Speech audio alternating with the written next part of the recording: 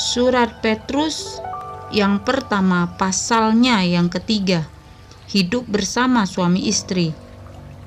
Demikianlah juga kamu, hai istri-istri, tunduklah kepada suamimu, supaya jika ada di antara mereka yang tidak taat kepada firman, mereka juga tanpa perkataan dimenangkan oleh kelakuan istrinya. Jika mereka melihat bagaimana murni dan salehnya hidup istri mereka itu. Perhiasanmu janganlah secara lahiriah, yaitu dengan mengepang-epang rambut, memakai perhiasan emas, atau dengan mengenakan pakaian yang indah-indah. Tetapi perhiasanmu ialah manusia batiniah yang tersembunyi, dengan perhiasan yang tidak binasa yang berasal dari roh yang lemah lembut dan tenteram, yang sangat berharga di mata Allah. Sebab demikianlah caranya perempuan-perempuan kudus dahulu berdandan, yaitu perempuan-perempuan yang menaruh pengharapannya kepada Allah. Mereka tunduk kepada suaminya, sama seperti Sarah taat kepada Abraham dan menamai dia tuannya. Dan kamu adalah anak-anaknya jika kamu berbuat baik dan tidak takut akan ancaman. Demikian juga kamu, hai suami-suami, hiduplah bijaksana dengan istrimu sebagai kaum yang lebih lemah. Hormatilah mereka sebagai teman pewaris dari kasih karunia, yaitu kehidupan, supaya doamu jangan terhalang. Kasih dan damai. Dan akhirnya hendaklah kamu semua seia sekata, seperasaan, mengasihi saudara-saudara, penyayang dan rendah hati, dan janganlah membalas kejahatan dengan kejahatan atau caci maki dengan caci maki, tetapi sebaliknya hendaklah kamu memberkati, karena untuk itulah kamu dipanggil, yaitu untuk memperoleh berkat. Sebab siapa yang mau mencintai hidup dan mau melihat hari-hari baik, ia harus menjaga lidahnya terhadap yang jahat dan bibirnya terhadap ucapan-ucapan yang menipu. Ia harus menjauhkan yang jahat dan melakukan yang baik. Ia harus mencari perdamaian dan berusaha mendapatkannya. Sebab mata Tuhan tertuju kepada orang-orang benar dan telinganya kepada permohonan mereka yang minta tolong. Tetapi wajah Tuhan menentang orang-orang yang berbuat jahat. Menderita dengan sabar. Dan siapakah yang akan berbuat jahat terhadap kamu jika kamu rajin berbuat baik? Tetapi sekalipun kamu harus menderita juga karena kebenaran, kamu akan berbahagia.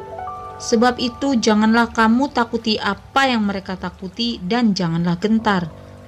Tetapi kuduskanlah Kristus di dalam hatimu sebagai Tuhan. Dan siap sedialah pada segala waktu untuk memberi pertanggungan jawab kepada tiap-tiap orang yang meminta pertanggungan jawab dari kamu tentang pengharapan yang ada padamu. Tetapi haruslah dengan lemah lembut dan hormat, dan dengan hati nurani yang murni, supaya mereka yang memfitnah kamu karena hidupmu yang saleh dalam Kristus menjadi malu karena fitnahan mereka itu. Sebab lebih baik menderita karena berbuat baik, jika hal itu dikehendaki Allah, daripada menderita karena berbuat jahat. Sebab juga Kristus telah mati sekali untuk segala dosa kita, Ia yang benar untuk orang-orang yang tidak benar, supaya Ia membawa kita kepada Allah, yang telah dibunuh dalam keadaannya sebagai manusia, tetapi yang telah dibangkitkan menurut roh. Dan di dalam roh itu juga Ia pergi memberitakan Injil kepada roh-roh yang di dalam penjara, yaitu kepada roh-roh mereka yang dahulu pada waktu Nuh tidak taat kepada Allah. Ketika Allah telah menanti dengan sabar waktu Nuh sedang mempersiapkan bahteranya, di mana hanya sedikit, yaitu 8 orang yang diselamatkan oleh air bah itu. Juga kamu sekarang diselamatkan oleh kiasannya, yaitu baptisan. Maksudnya bukan untuk membersihkan kenajisan jasmani, melainkan untuk memohonkan hati nurani yang baik kepada Allah oleh kebangkitan Kristus Yesus, yang duduk di sebelah kanan Allah, setelah Ia naik ke sorga sesudah segala malaikat kuasa dan kekuatan ditaklukkan kepadanya.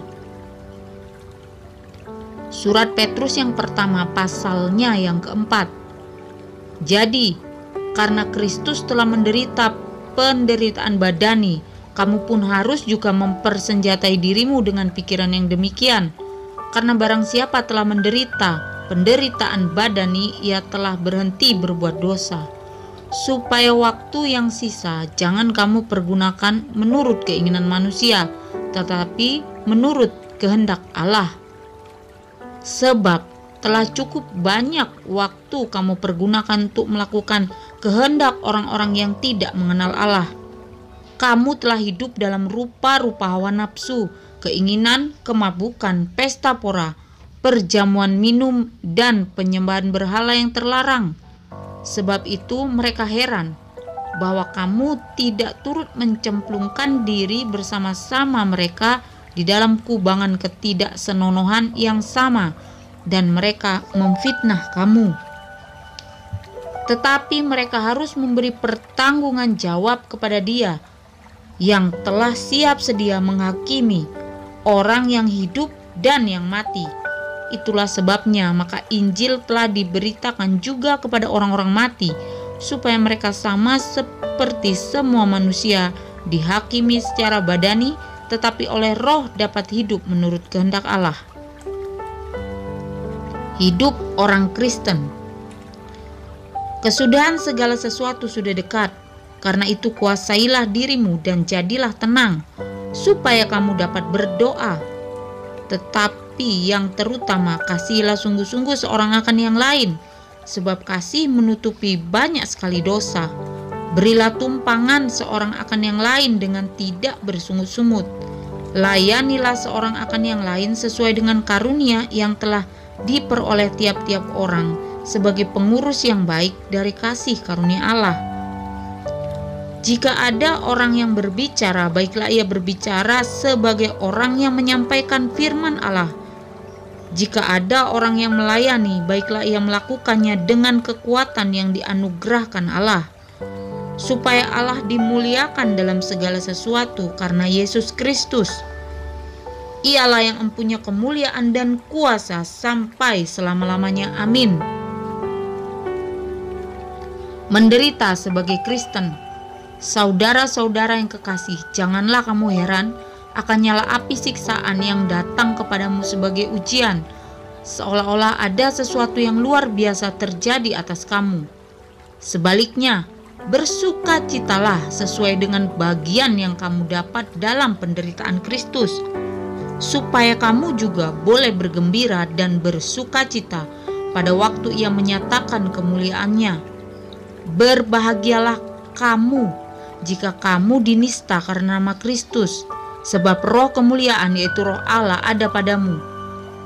Janganlah ada di antara kamu yang haru menderita sebagai pembunuh atau pencuri atau penjahat atau pengacau. Tetapi jika ia menderita sebagai orang Kristen, maka janganlah ia malu, melainkan hendaklah ia memuliakan Allah dalam nama Kristus itu. Karena sekarang telah tiba saatnya penghakiman dimulai, dan pada rumah Allah sendiri yang harus pertama-tama dihakimi. Dan jika penghakiman itu dimulai pada kita, bagaimanakah kesudahannya dengan mereka yang tidak percaya pada Injil Allah? Dan jika orang benar hampir-hampir tidak diselamatkan, apakah yang akan terjadi dengan orang fasik dan orang berdosa? Karena itu, baiklah juga mereka yang harus menderita karena kehendak Allah, menyerahkan jiwanya dengan selalu berbuat baik kepada Pencipta yang setia.